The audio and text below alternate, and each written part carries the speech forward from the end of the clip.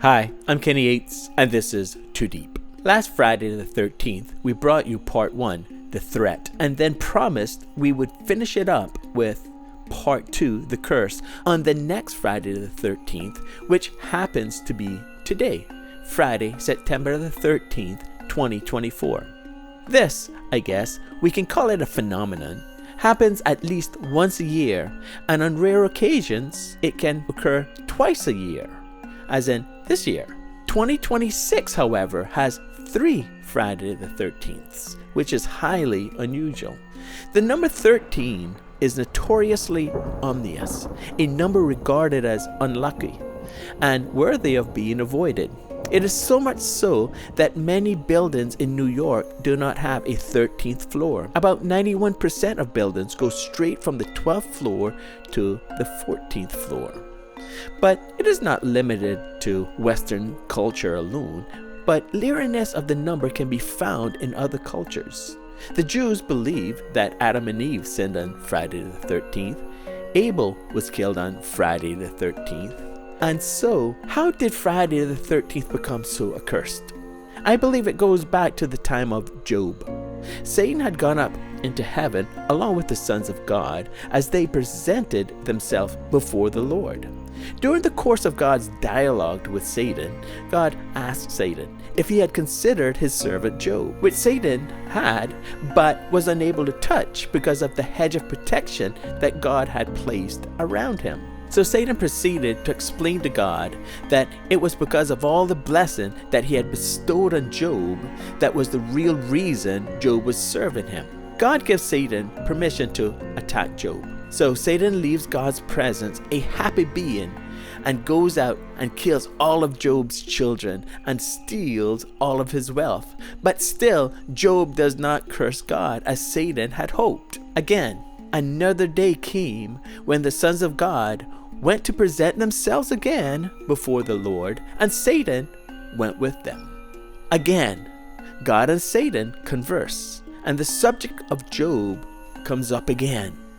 So Satan accused Job of only looking out for himself, but if God would let him afflict Job, then everyone would see that Job only served God for what he can get from God. God says, okay, the man is in your hands, but you must spare his life. Then Job's 3 friends came to visit him.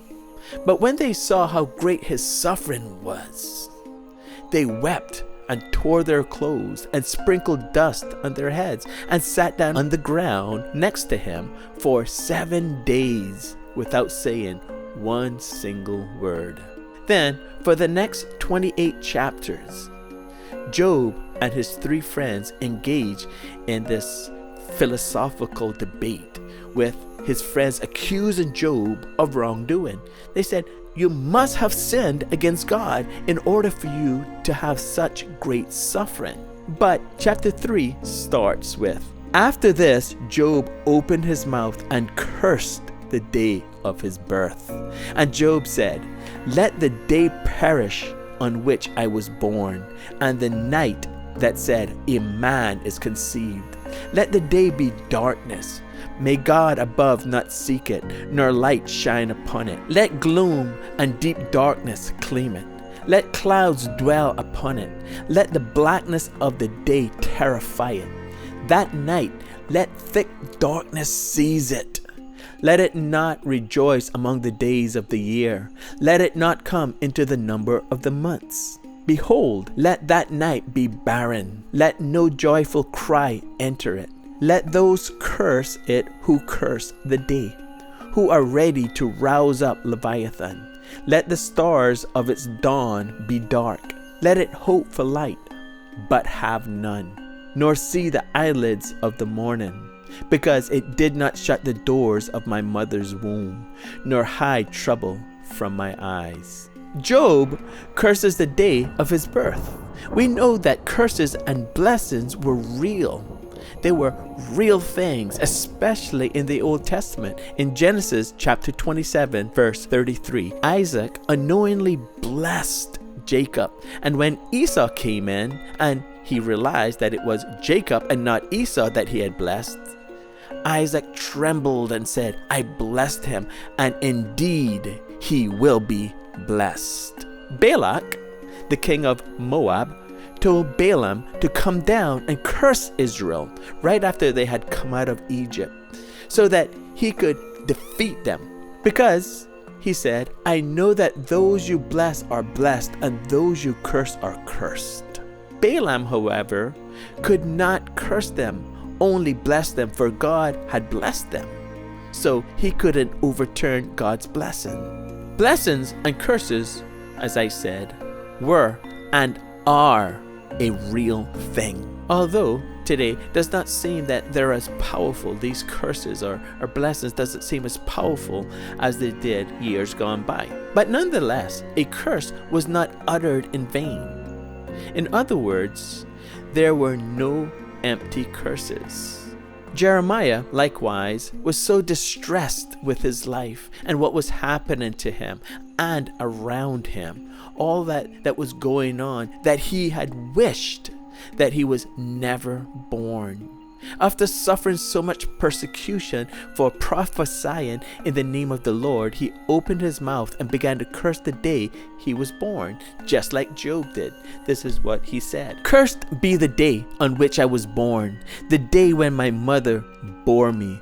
Let it not be blessed. Now, could it be possible that both of these men were born on Friday the 13th? Could all of the woes of Friday the 13th stem from the double curse that both Job and Jeremiah placed on that day? There's no other day in the calendar year that is so feared, so shunned, so avoided than that of Friday the 13th. It could be argued that the distress of that day could be linked back to Job and to Jeremiah.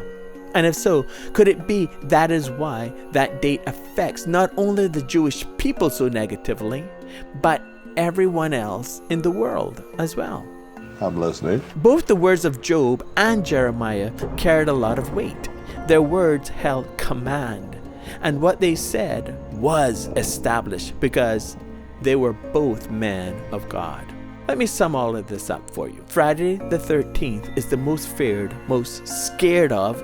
Even people who claim not to be superstitious are leery of that day.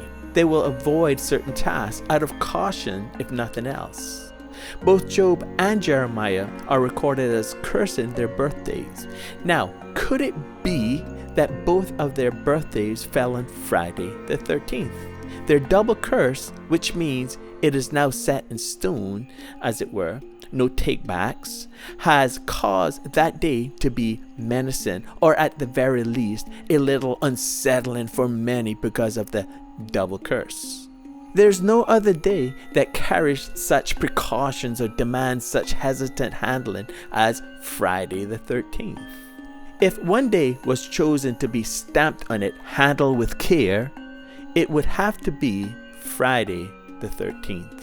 Therefore, it is my conclusion that Friday the 13th was the birthday of both Job and Jeremiah, and their double cursing their birthdays brought infamy to it. If you like this video, please hit the like button, share, and subscribe. Don't forget to hit the notification bell so you'll never miss a post. If you want to grow your relationship with God and have a daily devotional sent directly to your phone or email, subscribe to our website, HoldToHope.org, or join our Telegram channel, HoldToHope. We also have a quiz channel that you can have some fun while testing your Bible knowledge skills with our Bible quiz. Thank you so much for watching. I'm Kenny Yates, and this was Too Deep. Until next time, be blessed and stay blessed.